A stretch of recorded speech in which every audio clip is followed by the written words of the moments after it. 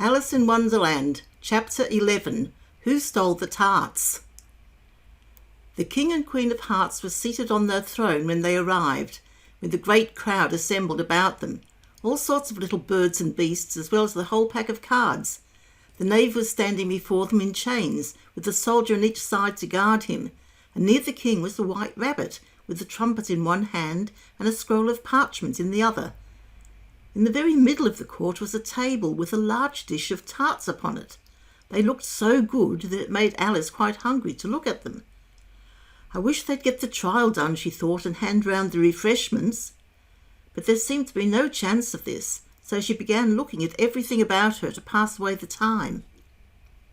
Alice had never been in a court of justice before, but she had read about them in books, and she was quite pleased to find that she knew the name of nearly everything there. "That's the judge," she said to herself, "because of his great wig." The judge, by the way, was the king, and as he wore his crown over the wig, he didn't look at all comfortable, and it was certainly not becoming. "And that's the jury box," thought Alice, "and those 12 creatures," she was obliged to say creatures, you see,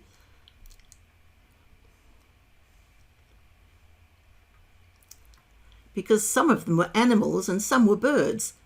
"I suppose they are the jurors." She said this last word 2 or 3 times over to herself, being rather proud of it, for she thought, and rightly too, that very few little girls of her age knew the meaning of it all.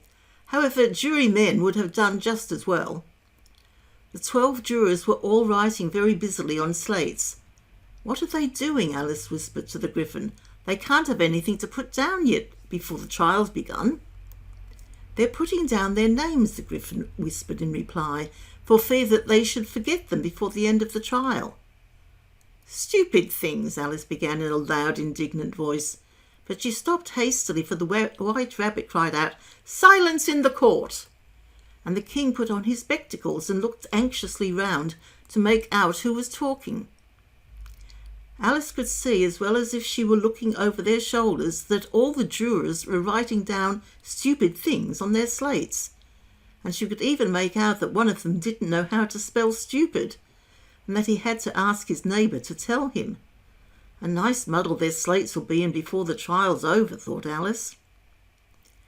One of the jurors had a pencil that squeaked. This, of course, Alice could not stand, and she went round the court and got behind him, and very soon found an opportunity of taking it away. She did it so quickly that the poor little juror, who was Bill the Lizard, could not make out at all what had become of it, so after hunting all about for it, he was obliged to write with one finger for the rest of the day. And this was of very little use, as it left no mark on the slate. "Herald, read the accusation," said the king.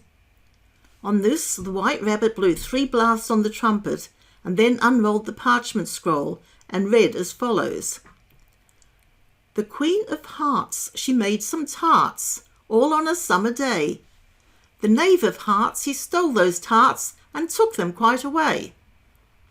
"Consider your verdict," the king said to the jury. "Not yet, not yet," the rabbit hastily interrupted. "There's a great deal to come before that." "Call the first witness," said the king. And the white rabbit blew 3 blasts on the trumpet and called out, "First witness!" The first witness was the Hatter. He came in with a teacup in one hand and a piece of bread and butter in the other.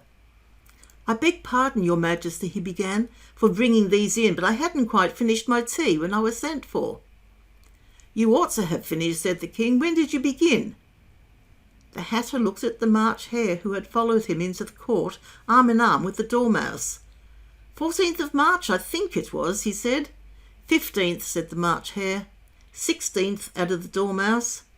"Write that down," the king said to the jury, and the jury eagerly wrote down all 3 dates on their slates, and then added them up and reduced the answer to shillings and pence. "Take off your hat," the king said to the Hatter. "It isn't mine," said the Hatter.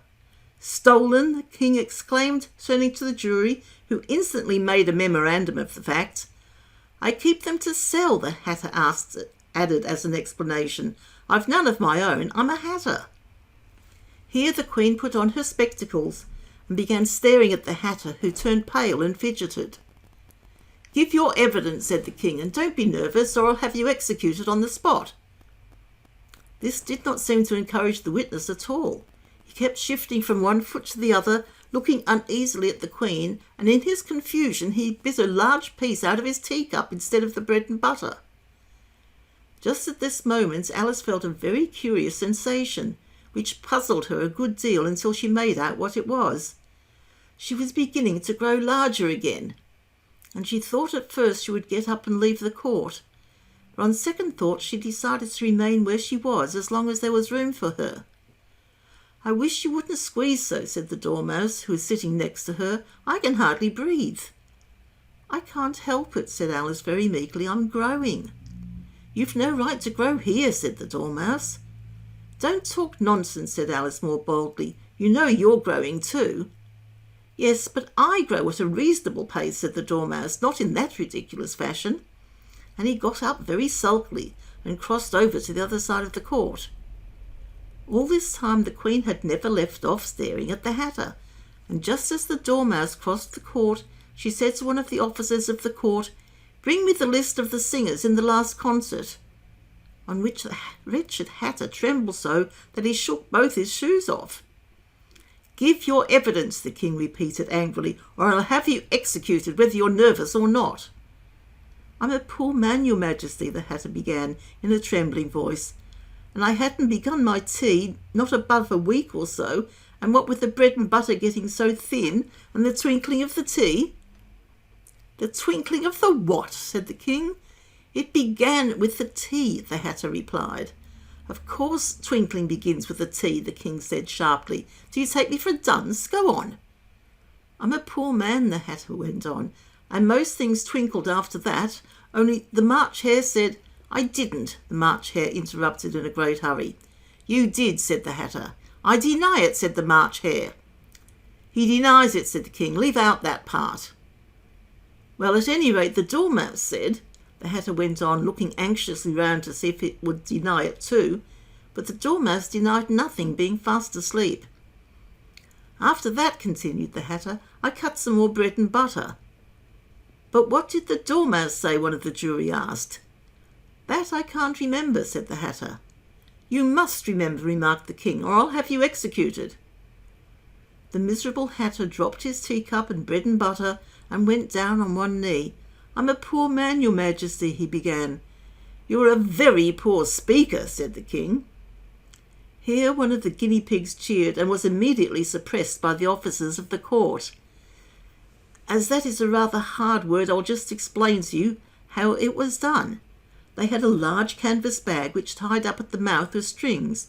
Into this they slipped the guinea pig head first and sat upon it. "I'm glad I've seen that done," said Alice. "I've so often read in the newspapers at the end of the trials that there was some attempt at applause which was immediately suppressed by the officers of the court, and I never understood what it meant till now." "If that's all you know about it, you may stand down," continued the King. "I can't go no lower," said the Hatter. "I'm on the floor as it is." "Then you may sit down," the King replied. Here the other guinea pig cheered and was suppressed. "Come, that finished the guinea pigs," thought Alice. "Now we shall get on better." "I'd rather finish my tea," said the Hatter with an anxious look at the Queen, who was reading the list of singers. "You may go," said the King, and the Hatter hurriedly left the court, without even waiting to put his shoes on.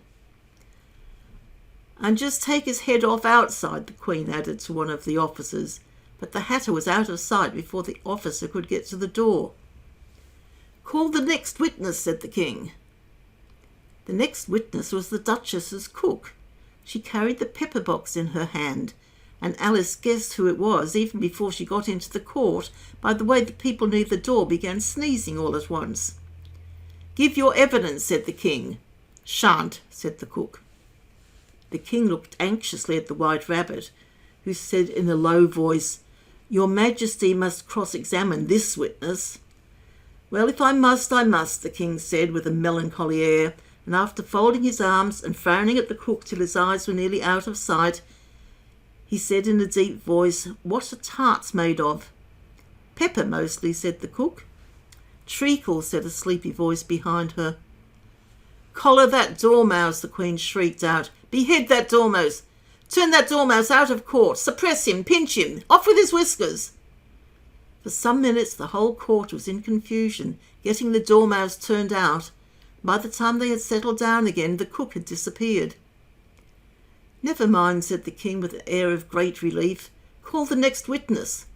And he added in an undertone to the queen, "Really, my dear, you must cross-examine the next witness.